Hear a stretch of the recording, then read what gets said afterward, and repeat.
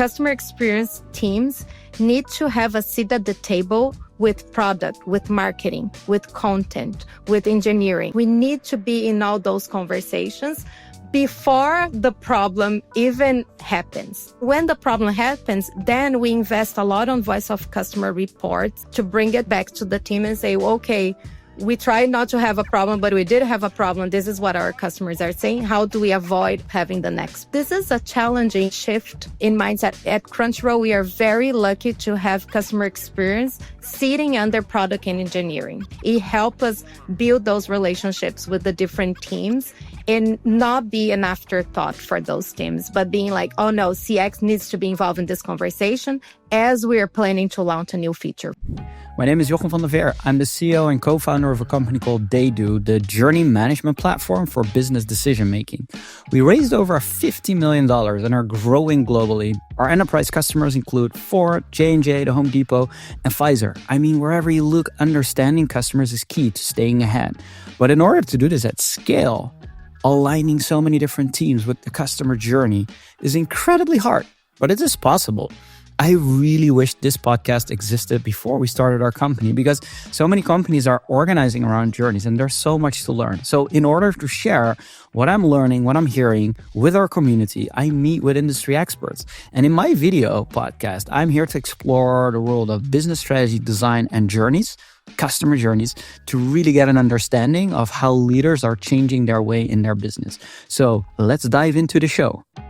My guest today is Luciane Carrillo. She is a trailblazer in customer experience with over 15 years of expertise transforming how global brands basically connect with their audience. At Netflix, she played a pivotal role in scaling experience strategies during the company's groundbreaking global expansion, navigating cultural and operational challenges. So we're going to dig into that. But she's also leading the transformation customer experience at Crunchyroll, a Sony Pictures subsidiary, and is setting new standards by blending data-driven insights with empathetic leadership.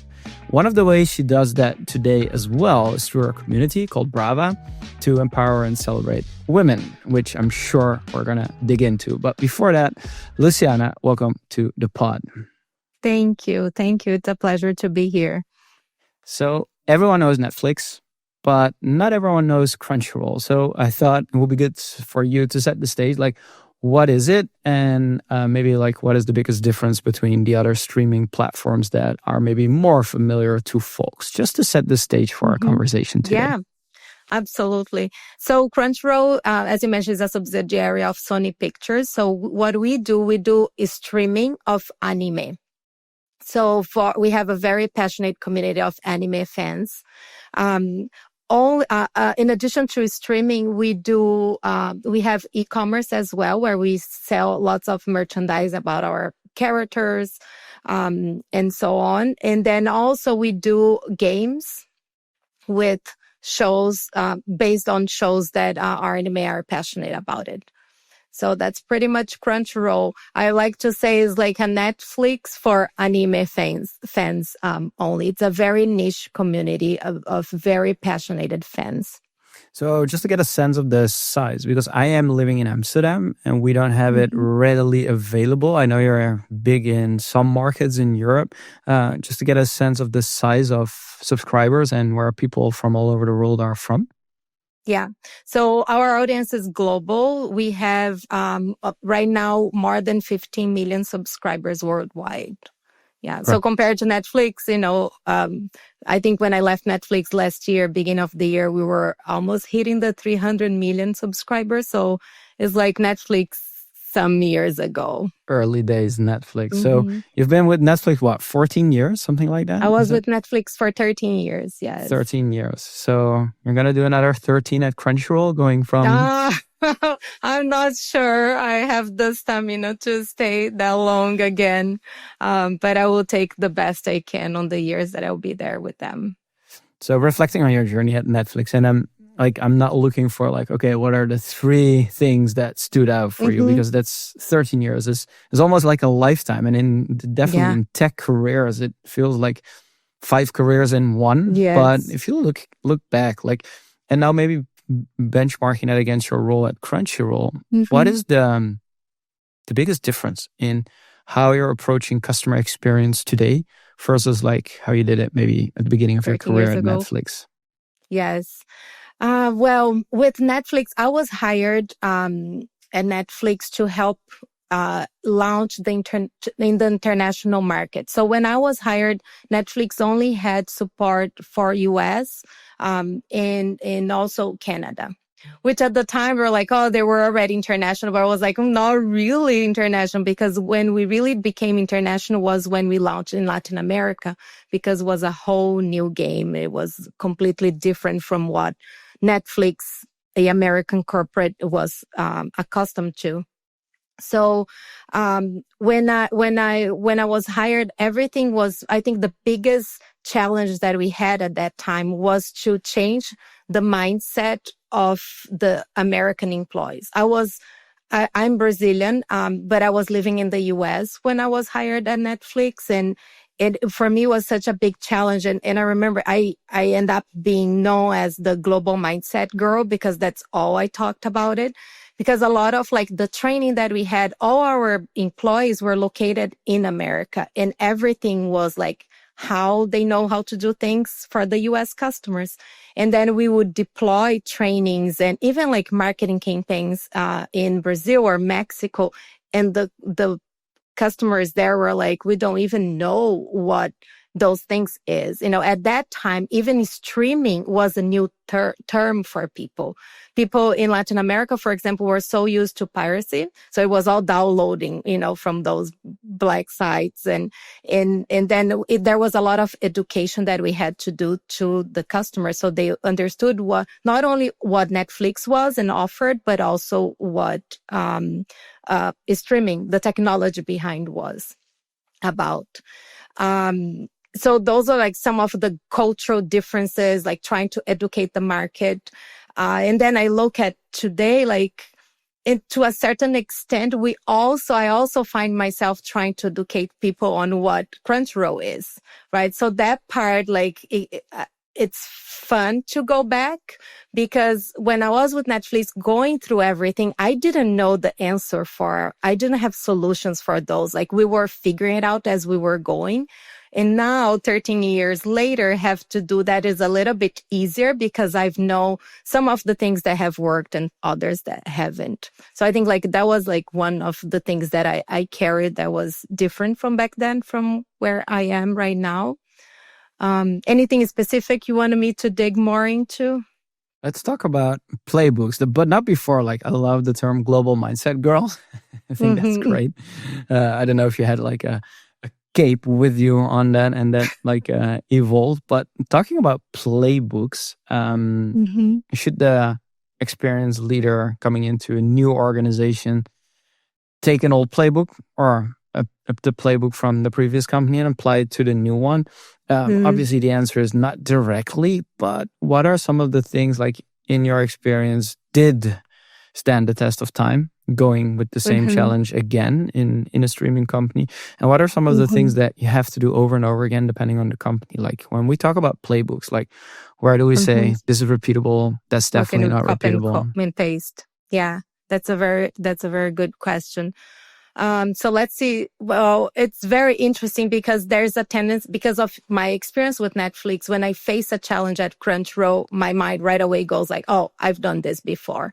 But sometimes I try to apply the same thing and it doesn't work, because also the maturity of the company, but also the maturity of my own team, where we are. Like some of the things I was applying at Netflix, but I had a very mature team that had been with me for years, that know how things work, where now I'm introducing a whole new concept for some of my teammates that they haven't had that experience. They're more junior and they struggle a little bit with that sort of thing.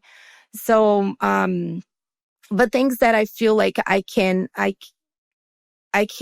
it was applicable is like when it comes to metrics, like metrics in customer experience, they are pretty much whatever you go, like they are the same, like CSAT, customer satisfaction, customer resolution, average handle time, first contact resolution, all those, like it's easy to copy and paste.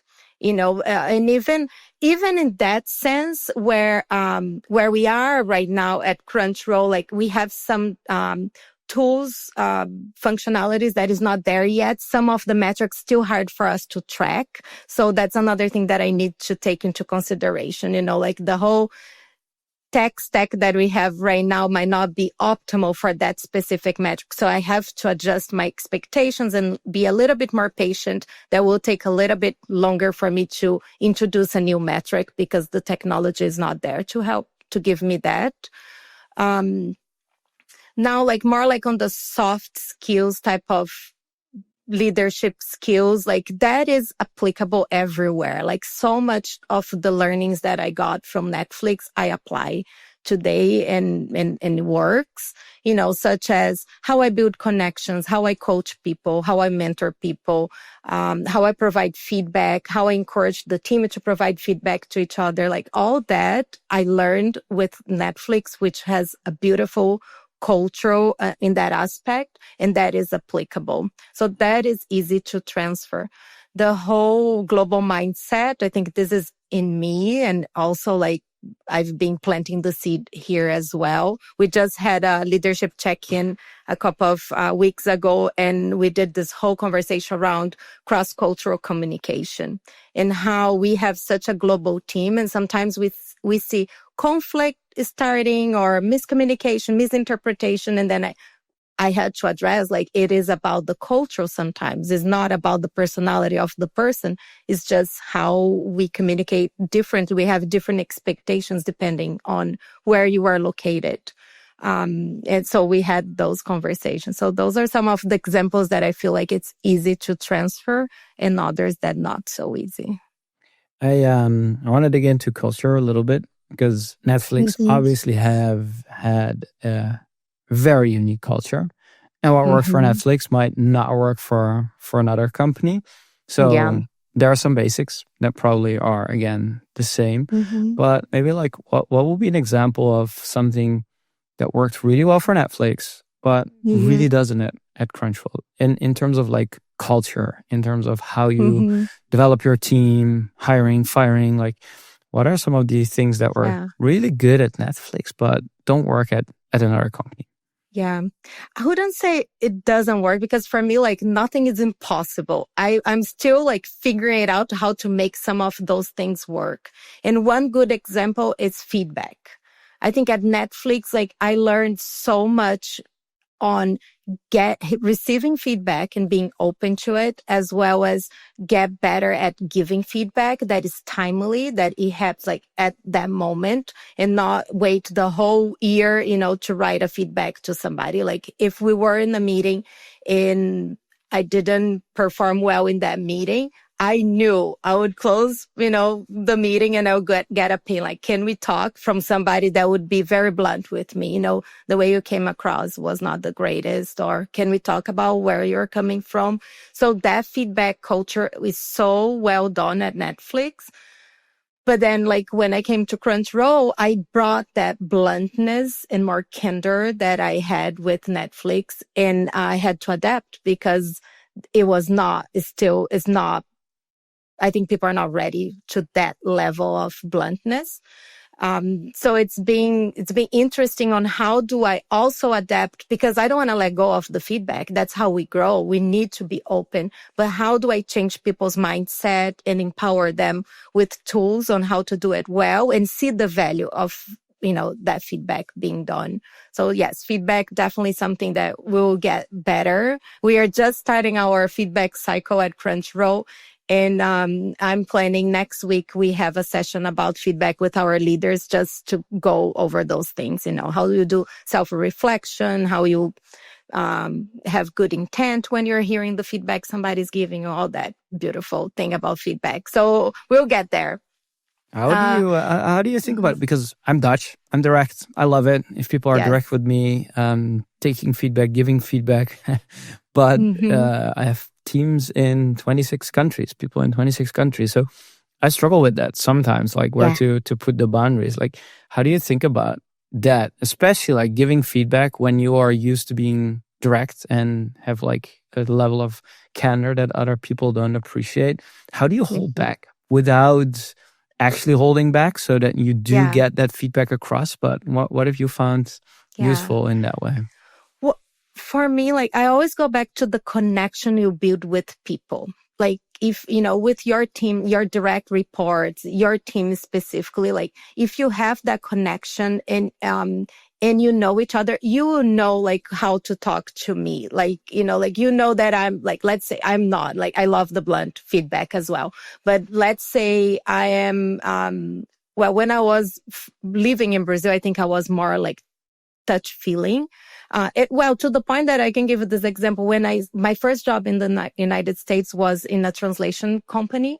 And I remember I worked with a Spaniard person, and that girl was giving me feedback left and right. And I would get home every day and cry on my husband's shoulder. I was like, I hate this job. Like I'm not doing anything right. She doesn't appreciate what I do. I was taking everything very personal, until I learned that the Spaniard also liked to be more direct. So she was doing me a favor. I was failing some areas and she was pointing me in the right direction. But it took me a while to appreciate that.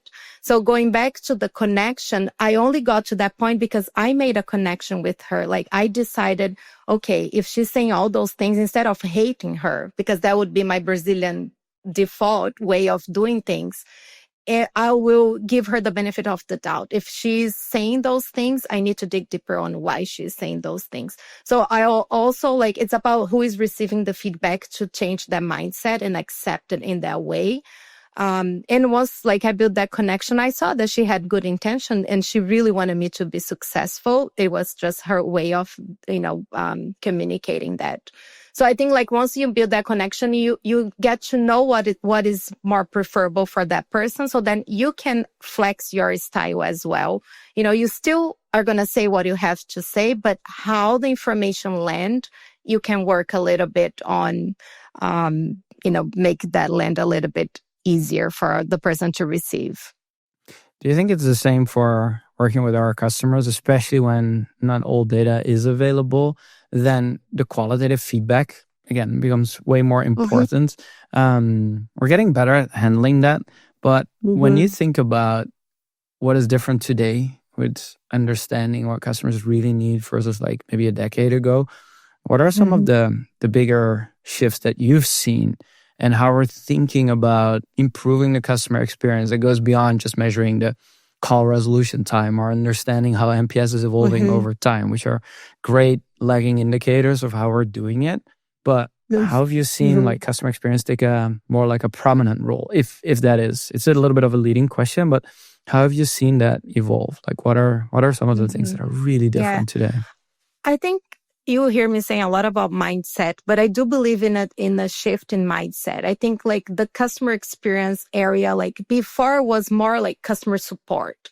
And like the focus I feel is still is in supporting the customer, where I feel like the trends that I've noticed is there is this desire for self-service, like to improve the self-service. So customer support should always be there, but the ideal world is that our customer don't ever need to talk to us because they can self-serve. They can, we can make in a way that it's easy, smooth, frictionless for them to self-serve and go back to their shows, in my case, in my industry.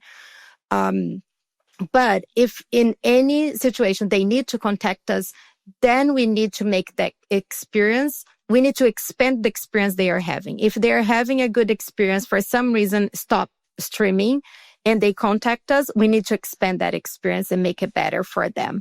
So then I see customer experience not only being that support, but also how do I get that information that I'm getting from those customers that are having that error, for example, streaming error. How do I transform those insights, that feedback that they're giving me, into insights for the company, so then we don't get to have that error anymore. So the big transformation that I'm seeing, and I'm very passionate about it, is that customer experience teams need to have a seat at the table with product, with marketing, with content, with engineering. Like we need to be in all those conversations, before the problem even happens, and when the problem happens, then we invest a lot on voice of customer reports and data to bring it back to the team and say, well, okay, we tried not to have a problem, but we did have a problem. This is what our customers are saying. How do we avoid of having the next problem? So, and this is a challenging, and it's a shift in mindset. I feel like at Crunchyroll, we are very lucky to have customer experience sitting under product and engineering. So in the organization, that's where CX sits. And that's a very privileged position as well, because it helps us build those relationships with the different teams and not be an afterthought for those teams, but being like, oh no, CX needs to be involved in this conversation as we are planning to launch a new feature, for example. So this is interesting. So let's dig into that a little bit, because what you're saying, I'm seeing play out in many, many different companies, right? It originated somewhere in support, and we think about customer service.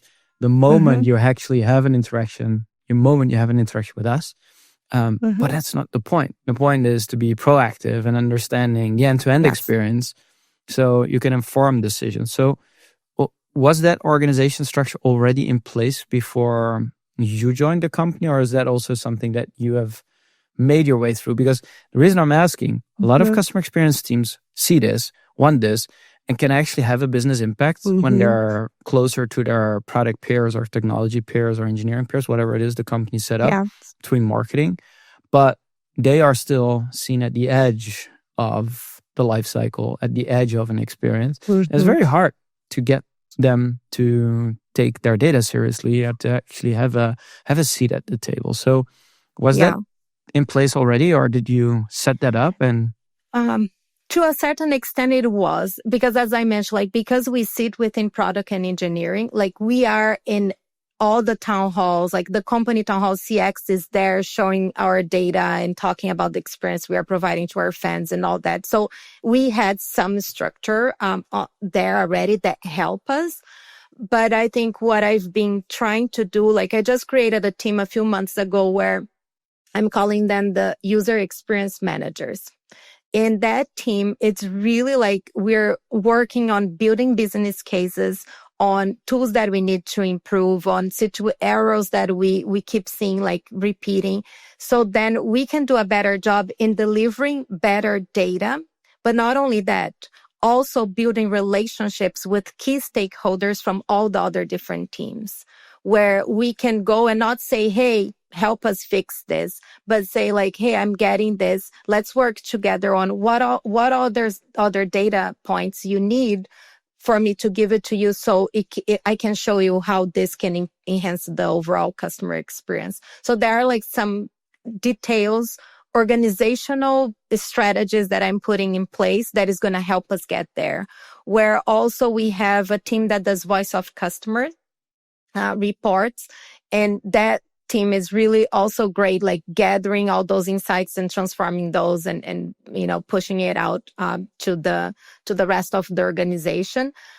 But for me, it goes back to the connections we build and the relationships we are building with those different teams. Because the other day I was super proud, and I was giving feedback to this guy from our partnership teams, where he came to me we are about to launch a new partnership, and he's like, hey, Lu, we are going to do this. Is your team prepared? Do we have the tools that they need to be successful? And I was like, this is beautiful. It's somebody sitting very far away from CX, but it is in his mind already. I'm not going to wait until we have a problem here. I'm going to make sure CX is involved since the beginning, so then we can figure this out together and provide a better experience to the end customer. I think it's a work in progress. It's not perfect, but I'm confident that we are getting there little by little. I love that example. And what I'm meaning to ask is, do you have a way to bring all these different teams together, or is it more project-based, insight-based, we have an issue here, so let's build some momentum around it, get the right people in around this? Or is there more already an established way of working, source of truth, these kind of things that you have in place, so everyone comes to you and aligns on something around the customer? So what is that in your case? It's a mix. it's a mix. I think in certain situations it's project based, but also we have another team that we are testing it out now, which we are calling the CX enablement team. And what they do, they help us get the agents prepared. So they are the bridge between CX and all the different departments we have within Crunchyroll. So if there's a new marketing campaign that is happening, that team, it's sitting at that table and getting that information and bringing it back to us. So that this is more formal, and also it helps us being everywhere at all the time. So then we know what is coming, so we can prepare our teams for it. But then there are the project-based ones, like we are launching a new product, or there is a price increase that is coming. And then we all come together to figure it out how to get ready for it. And then there's also like another team that we have, which we call the incident response team, which most of people have like more on the escalation side of things. So that team also, they are not only being reactive in, once we have an outage, for example, and we start hearing through contacts, they are communicating to our internal teams, but also we are developing our own tools that we can flag if something is going to go wrong. So then we can work with the engineers right away to make that fix happen so it doesn't explode in the future. So it's a mix, because it's hard if you think about a company that has thousands of employees, like how do we get in, and we are all over the world. How do we get everybody in the same meeting, to have that beautiful strategy in place? Like that's not going to happen. So we have to find, be creative on how we get everybody's attention to think of us before they launch anything, so then we can avoid that problem, but also to get whatever problem we have and bring it back to them so we can avoid the next one. Do you think ultimately customer experience should be this like foresight generating place where also product strategies, new value propositions, partnerships are being developed on? Do you believe that is possible, or should CX always be like a supportive function to the other functions in a business? I think we add value. Because I think like we need to be a function that add value to the final product, to the overall experience we are trying to deliver. There are so many opportunities still for us to be more vocal. Because if you think like usually the CX team, it's one of the very few teams in the whole organization that talks to our fans. In our case, our fans, but our customers everywhere, everywhere.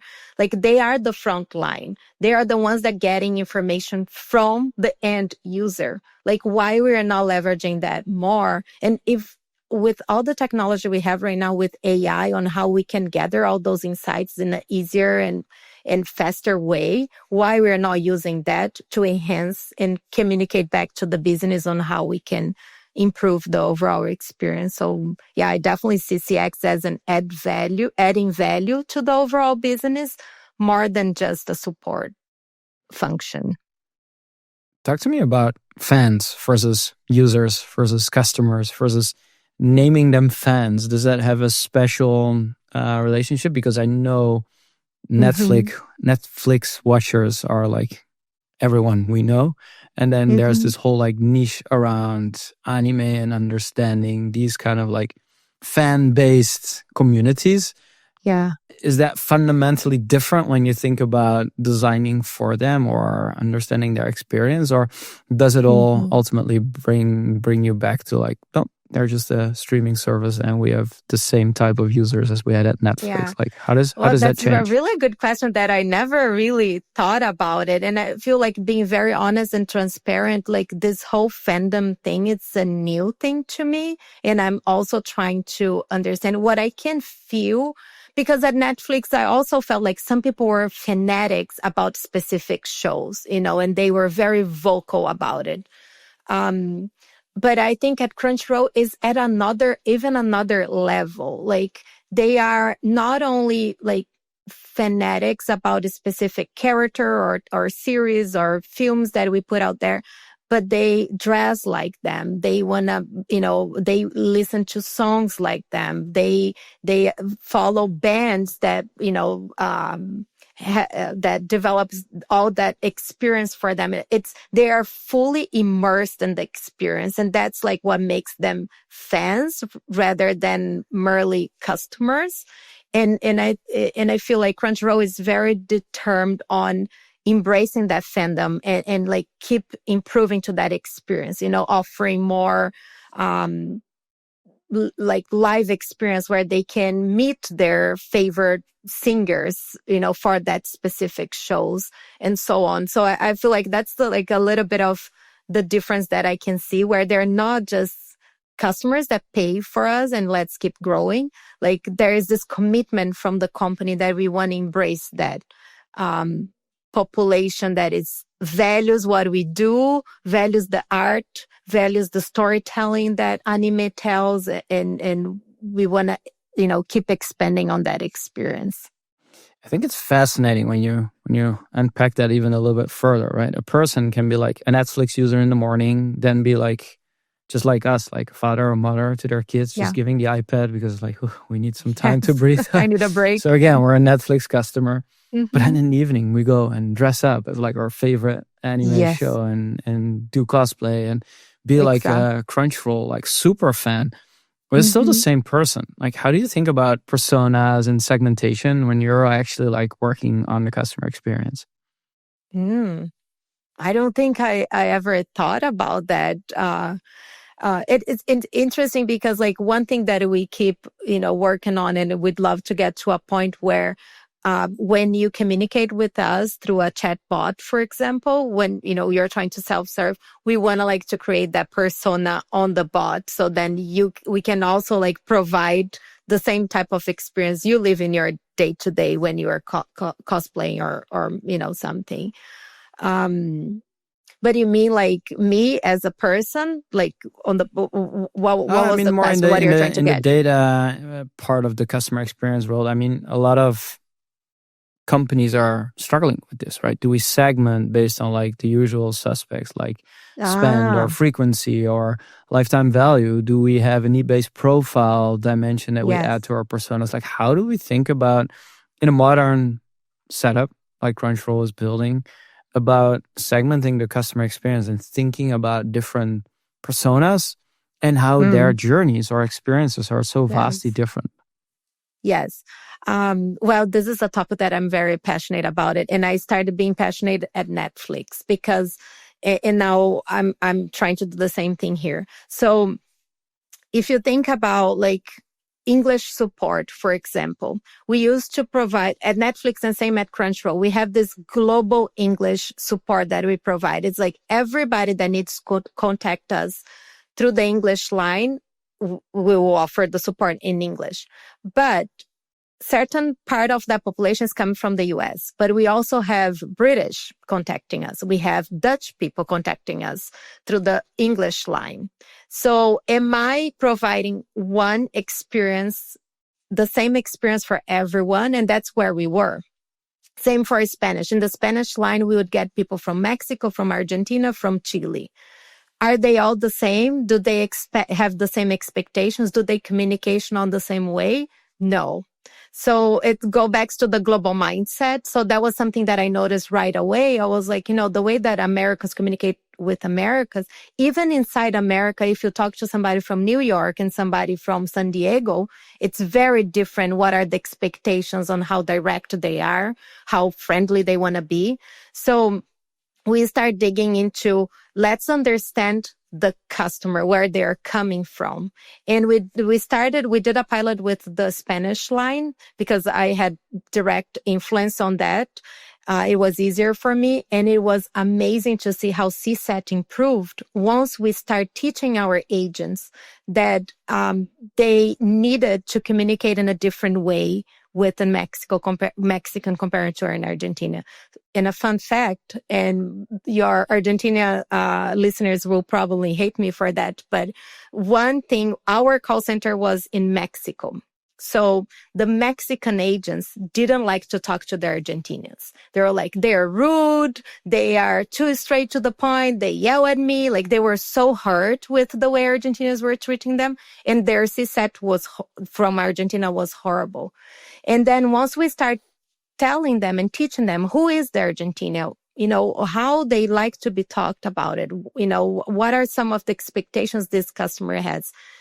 There was a whole new game. And nowadays, like Argentina has one of the best CSATs because our Mexicans learned how to really talk to them and deliver to the expectations that they had. So for me, it's extremely important that we invest in those personas and we take the time to understand our customer, at least to the very least, from where they come from. So then we can provide an experience that attends to their needs and is not a one-stop shop. Like we do the same thing for everyone. And I think like also as global companies are expanding in different markets, in CX specifically, we are all about scalability and keeping, the efficiencies running well. And we will go to cheaper locations for call centers. We'll go to India, we'll go to the Philippines, some countries in Latin America for global English support. So we need to take that into consideration. To put support in India, for example, we are right now doing a huge revamp on the way we train our Indian just to teach them who is the American that they are talking to every day. What are their expectations and so on. So it's a lot of investment in training, in coaching and development, but it pays off because your CSAT is going to go up. Your HT is going to come down. Your, first resolution contact, it's going to go down because we really want to resolve everything and provide that great experience one time so they don't need to keep coming back to us. If you're enjoying this conversation, don't forget to subscribe on your favorite podcast channel and leave a review. It makes all the difference. The Experience Edge podcast is where I interview business leaders, CX pioneers, and the best designers who share their insight on creating business impact, having an edge on the customer experience. If you want more exclusive content and behind-the-scenes access, check out the Experience Edge podcast on YouTube and LinkedIn so you don't miss a thing. Now let's get back to the conversation. So there's two camps. One is saying AI is going to take over all those jobs, especially in support. So the simpler your product, the faster you'll be disrupted and everything can be done by AI. There's another camp that says, no, this human touch part of the experience is essential. Sure, you want to self-serve, you want to self-solve, but some things people need to be in there. Which camp are you in? Yeah. I think I'm more in the middle, maybe. I think like my opinion have changed over the year. Like when I get new data, like I tend to flex, which I think it's a good thing. Otherwise I would, fall behind. But like in the past, especially like being with Netflix, we were very big on personalization. We really wanted to, if you contact us, you're going to have the greatest experience. So to personalize at that level, like and I remember like being in a conference, somebody asked me like years ago, would you do chatbot with Netflix? I was like, I would never say no, but probably not, because I don't think the technology is at that level of personalization that we wanted to ensure we have with Netflix. But now, like I'm with Crunchyroll and all we are talking about is enhancing our self-service experience, because I do believe that, because our fans also are more in the introverted side of things. They don't really like to talk to us. Like we don't even provide voice support because they would never call us. They rather text us or send us an email or self-serve. So now like I need to adapt and like, how can we provide the best self-service for them so then they can do their thing? But there will be situations where, it's bigger problems that they will have to talk to somebody. And then I want to make sure that my agents also are leveraging AI to provide the best support that they can to that fan. Did I get it right that you offer zero voice support to any of your customers? Zero. For Crunchyroll, we don't have voice support. Oh, that's fascinating. Because like our fans, most of them are like introverted that rather not, talk on the phone with us, but chat or email. Was this by design, or was this something you or your previous you in the company figured out at some point? Like, did you have call support in the beginning? Like, did that get like kicked No, out? no, it was all like email support only or help center. And then we improved to chat for some of the languages. But when I came in, it's still 2/3 of our volume was email support. And that's the part where I was like, we need to challenge the status quo because, then the majority, like we are a streaming company. And if you're streaming, you have a problem, you don't want to send an email and wait hours for me to respond. Like you want to try to self-serve or go and chat with me. So one of the biggest initiatives we are working right now is to provide chat support to all the languages that we support.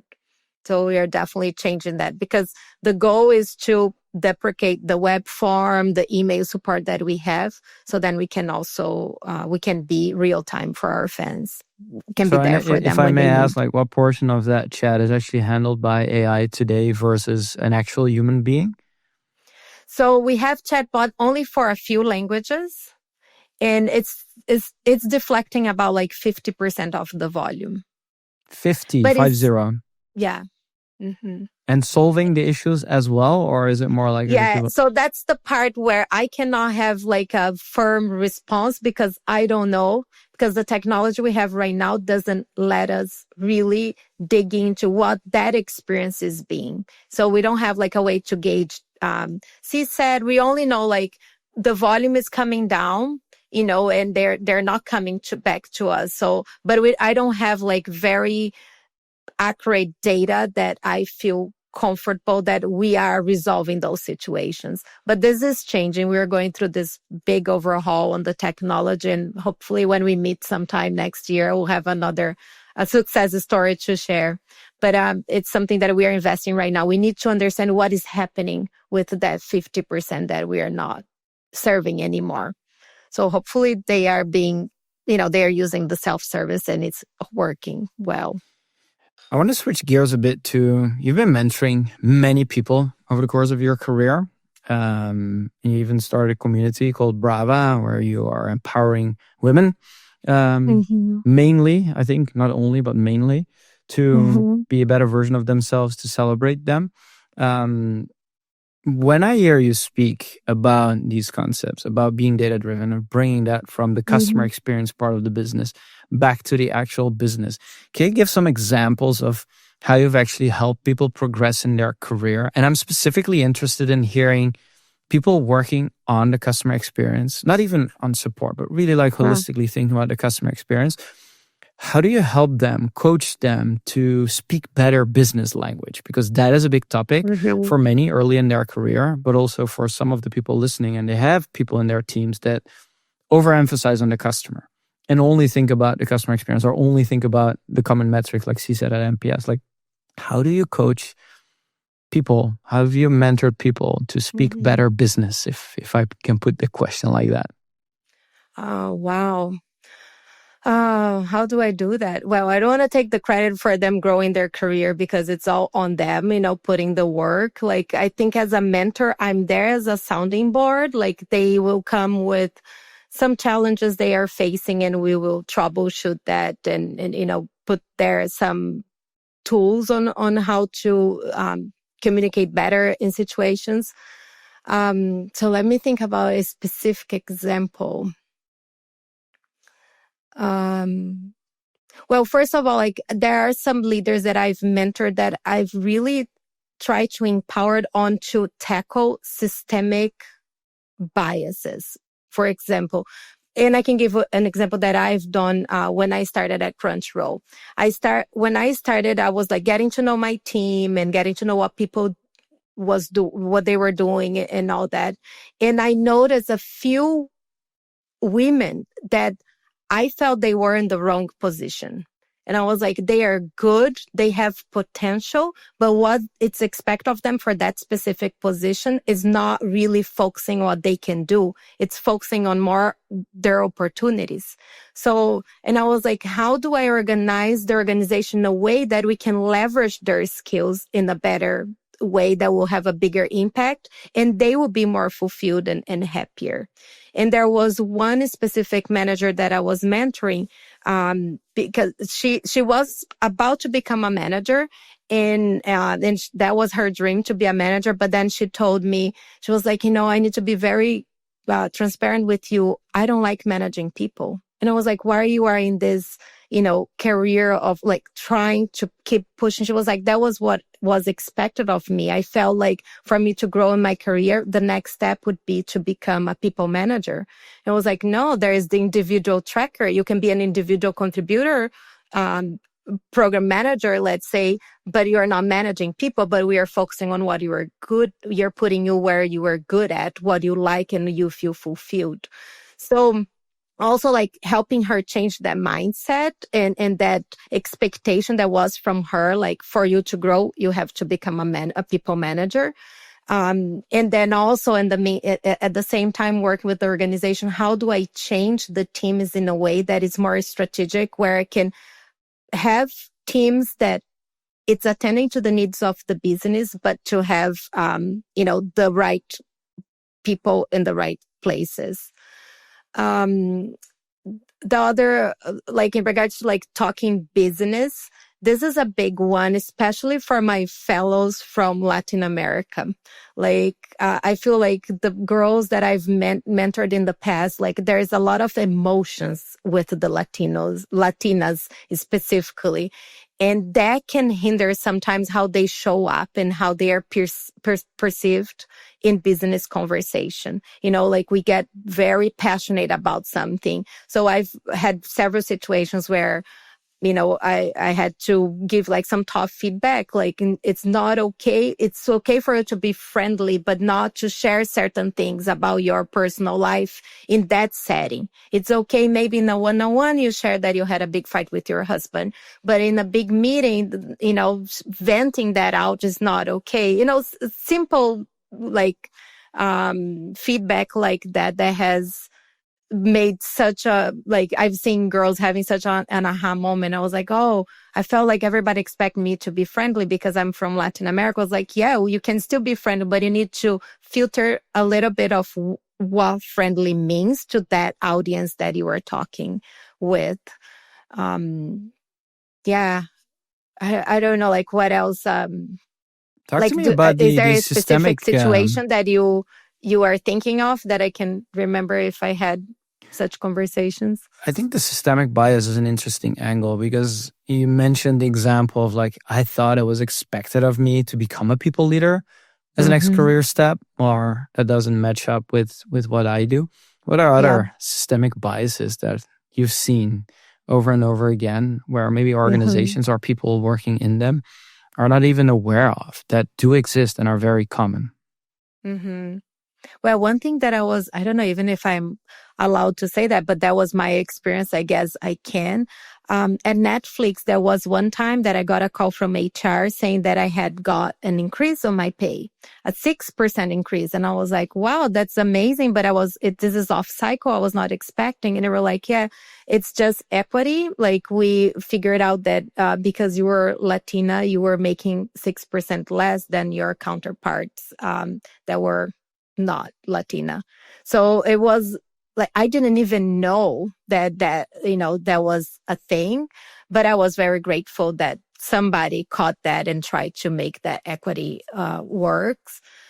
I'm definitely like on the salary part, like I'm always looking for that, making sure we are taking those things into consideration.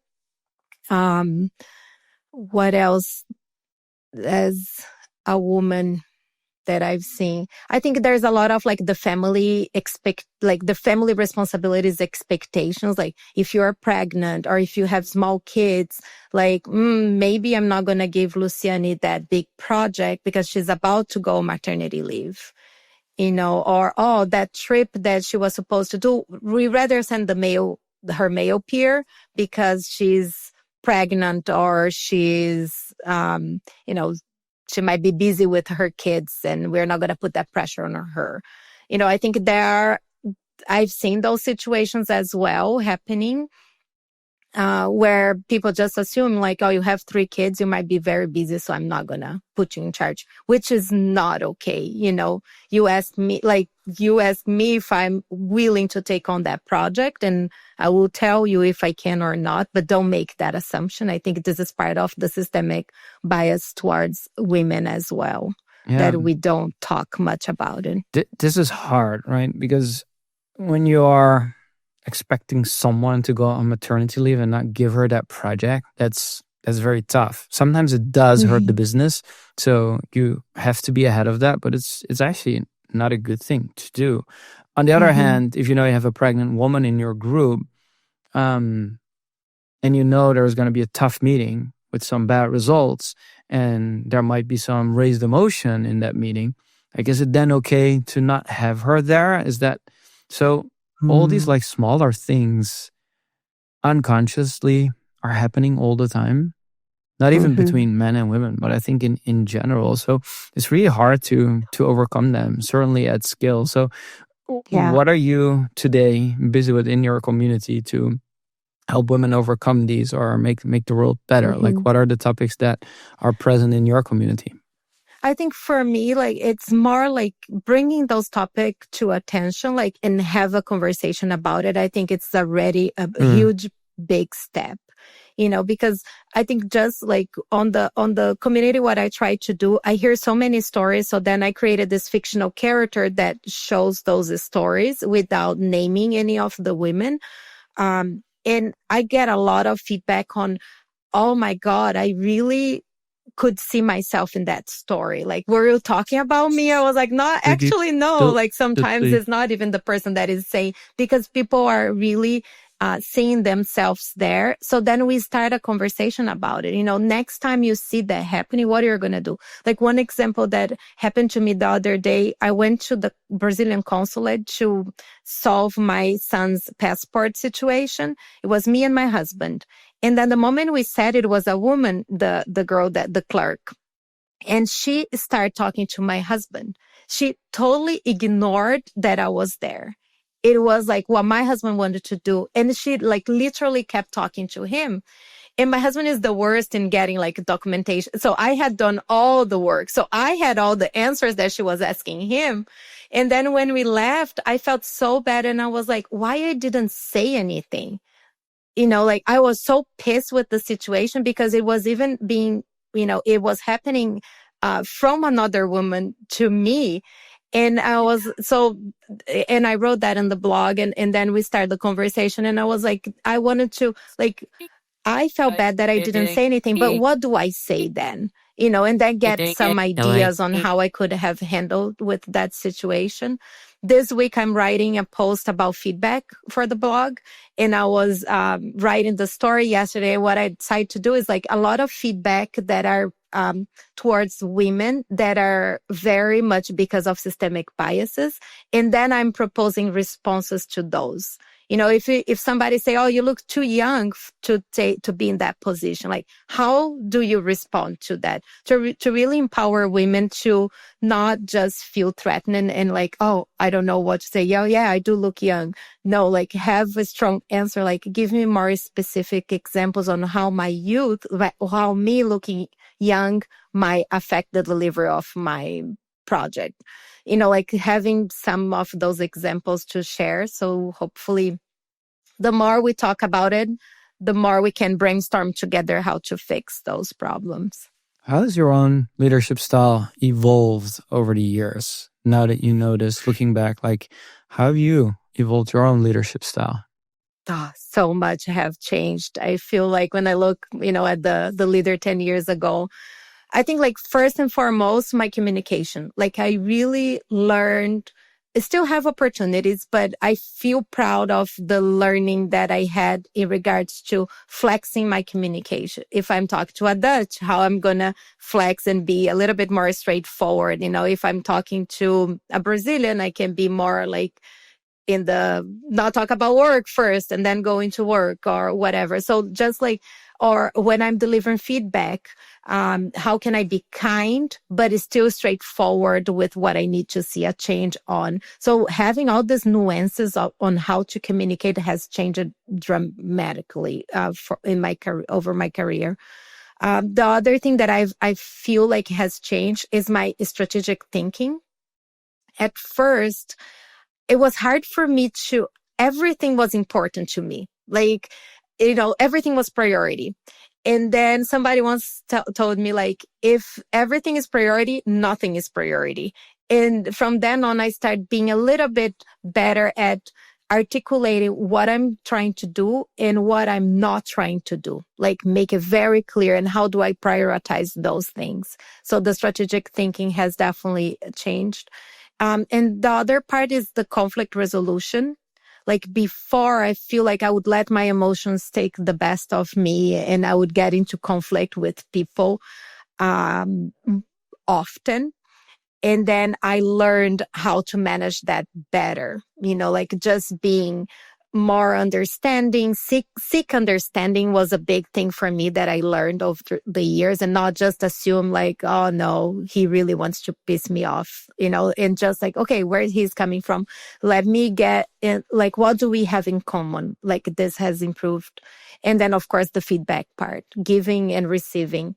I think at first it was very hard for me to receive feedback because it's your ego. I'm a person that I consider myself a good person. So I was like, I never meant to hurt that person. And then they come to me and talk to me that way. Like, I would get very emotional about it. Now, like, that has, improved a lot.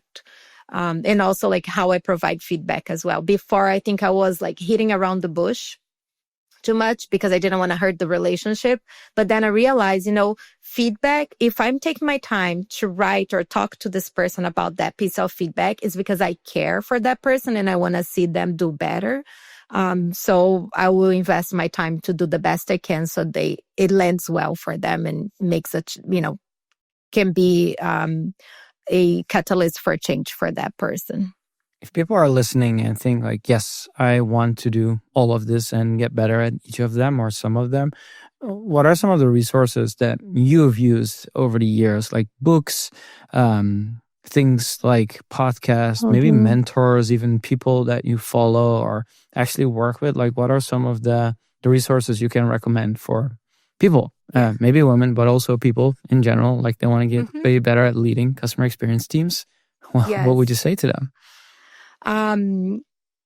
I think like always like keep a growth mindset. I don't know like if people are familiar with the fixed mindset versus growth mindset, where the growth mindset is always like you are open to learn and change and not get stuck on your own ways all the time. I think that is my first advice. But then books, like I love books. I love reading. So I have a couple of them that I will highly recommend. Like for those that work with global companies, the Culture Map, it's one of the best. Ari Meyer is like the best book out there. Easy to read, very fun to understand cultural differences and all these things I'm talking about, feedback and communication and all that. So that one for sure. Well, I love following this organizational psychologist called Adam Grant. He has a couple of books that are fantastic. One of them is Think Again that I love. There's another one for leadership that I really like. It's called Give and Take. How some of us are more givers, some are more takers. What is a good balance there? I love Brené Brown. All about vulnerability and how not show up with an armory and be an authentic leader. I love everything about her resources.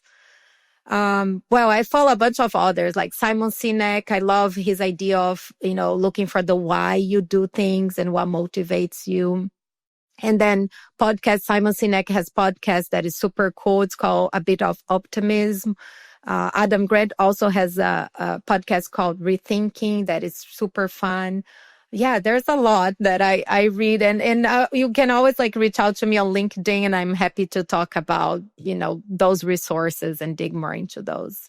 So I made some notes. We're going to put links to all of these resources in the show notes. I've been fortunate to get a customer map workshop at one Oh, point that's in my amazing. career from her, and it was mind-boggling. And I'm Oh, Dutch. We work with a lot of US folks, so there were a lot of similarities, being very direct. mm-hmm. For people who've read the book or know what the culture map is, this will sound Yes. familiar. Otherwise, highly recommend this. But Yes. the week after, I had a delegation of a company in Japan coming over to Amsterdam, and I could practice the whole thing because that's like the That's amazing. furthest away of like Yes, like communication the and two alignment. So, spectrums, right, the beyond the two little side of rituals around business cards exchanging, but like the yeah. concept of reading the air and understanding Yeah. each other, like that's something we don't have here in the Netherlands No. or in the US. So, anyway, Yeah. like highly recommend the Oh, book. I love it. I'm so jealous of you. That's my dream to meet her and be in some of her workshops. That's Yes, amazing. so Good well, for reading the you. book is much like getting the same download of the Mhm. materials. But so I want to end today with a little bit of a fun first, last, worst, best journey. If you're up for it, Uh-huh. I want to go do this in a little bit of a lightning round. I want to ask you about all Cool. of them. So, want to start with Cool. your first journey ever? My first customer journey. I think it was back when I was a kid, probably 7 or 8. I loved these comic books called GBs for the Brazilians listeners. You would know what a GB is. And I remember going to those newspaper standers that we have in Brazil and to buy one. And this guy was like, "What is the character that you are looking for this week?" And I was telling him my favorite one. So he gave me all these different ones for me to pick from. And it was such an experience that really stuck with me. It stuck with me and I just loved it. And up to these days, like I love that personalized care that people give. So definitely that was my first one. I love how you remember that. What about your last journey? You probably remember that one as well. My last journey, it was something that I observed the other day. I was coming back from a conference and I was just sitting at the gate waiting for my flight. And I was observing the girl at the, how to say, like the balcony, just like the girl that keeps like checking people into the airplane. And the way she was treating everyone, like with such a care and intention, that when it was my time to come in, I was like, I just want to say, like, this was like the best customer experience. It was not even with me, but just observing her treating and like solving everybody's problem with such care that really I loved it. And she was super happy because she didn't expect that somebody would compliment her. I could tell she was not doing to get anybody's attention. She was just naturally caring for people, and I love that. It's crazy how these types of experiences, they are impossible to track, right? I mean, the Yeah, airline would probably love to hear this feedback from you about that touch yeah, point in that journey, but they can't and they won't know. So yes, we got a long way to go in customer yeah. experience. So let's talk about the worst one. Is it going to be an airplane as well? Is it going to be an airline? Is it going to be some? Actually, the worst one was last week. I had to solve some health insurance claim for my parents, and it was a horrible experience. The typical horrible ones that you are on the phone for so long and then they keep transferring you and then the call drops and you have to call again. It was like the worst. It Yeah, still exists today. it So maybe does. to end on a high, what's the best customer journey you ever were part of or created in your life? You The pick. best for me, I think I would never work there, but for me, it's the best customer experience ever. It's Amazon. I love how easy they make for you, how you buy, how they recommend, and when you don't like, how you return, and everything is so easy. And the other one here in the US that I use a lot is Instacart. And I'm loving their overall experience. Like it's easy and it's a bigger thing because like you are making like grocery shopping is like sometimes it's delivered in the wrong location. And the way they solve it's so easy, so simple, very caring when you call them. And so those are the two that I think very highly of. Why would you never work at Amazon?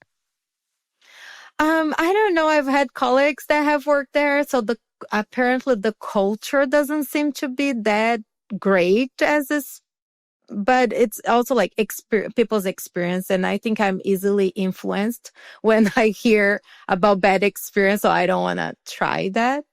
Yeah, so I don't know. To your point in the beginning, like when you work for Netflix is a very unique culture. So a lot of that culture I still carry with me. And I'm so lucky to have found Crunchyroll that carries a lot of the main things that I loved about Netflix. Yeah, so I don't know if Amazon will be I one. understand. The bar is set really high. So on that note, global mindset girl, thank you so much for joining me today and sharing your wisdom with us. Yes, thank you. You This already was mentioned fun. where people can find you. So we're going to make sure they actually can be part of your community if they're interested. So thank you again for joining me today. Thank you. It was a pleasure. It was really great. Thank you.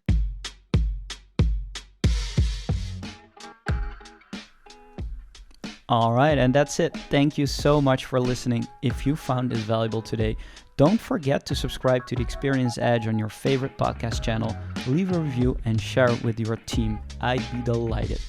Today's episode was brought to you by Daydo, the AI journey management solution for enterprise. To have an edge on your business strategy and to know why your customers do what they do, visit daydo.com and explore more resources to accelerate your customer experience game. And remember, the journey to creating customer-centric impact never ends, and here's always a new edge to discover in doing things differently. Next week, new episode.